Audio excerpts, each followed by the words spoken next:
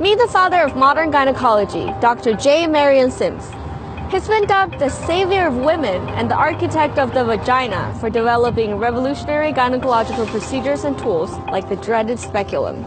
Statues of the 19th century surgeon currently stand in 3 American cities, including this one right here in New York City. But it turns out your routine pap smear has a dark history. Dr. Sims conducted much of his research on slaves, like Anarcha, a teenager who was one of many voiceless, faceless black women who suffered through his experiments without anesthesia or informed consent. For 4 years, Sims operated on young slaves repeatedly to find a cure for a condition caused by complicated childbirth that left many women incontinent or unable to control their urination. Anarcha endured 30 practice procedures before Sims finally got it right.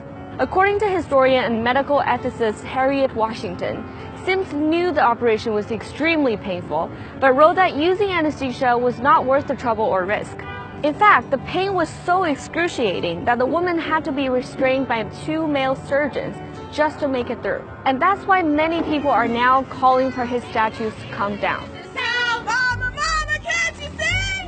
But Dr. Sims isn't the only physician to use black people as unwitting test subjects. It's only one chapter in a long history of racist medical abuse. In the infamous Tuskegee experiment, federal researchers observed 399 black men with syphilis from 1932 to 1972. A cure was discovered 13 years in, but doctors withheld treatment for decades just so they could continue their work. And that's not even the most egregious example. For decades leading up to the 1970s, white doctors in training performed secret surgical sterilizations, including unnecessary uterus removals on black and Puerto Rican women. In the early 90s, the New York State Psychiatric Institute conducted a study into the genetic roots of violence.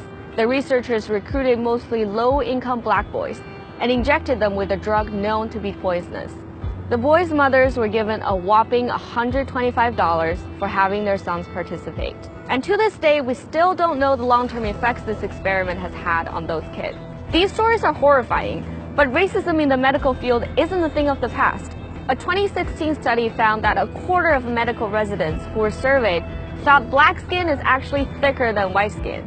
And many of those same residents also thought black patients felt less pain than their white counterparts and recommended less accurate pain treatment. So it's not surprising that studies have found that black patients tend to trust doctors less. And all of this has real consequences on people's health. In East Harlem, where Dr. Sims' statue stands, 80% of the residents are black or Hispanic. And the average life expectancy here is almost 10 years lower than that of majority white neighborhoods in Manhattan.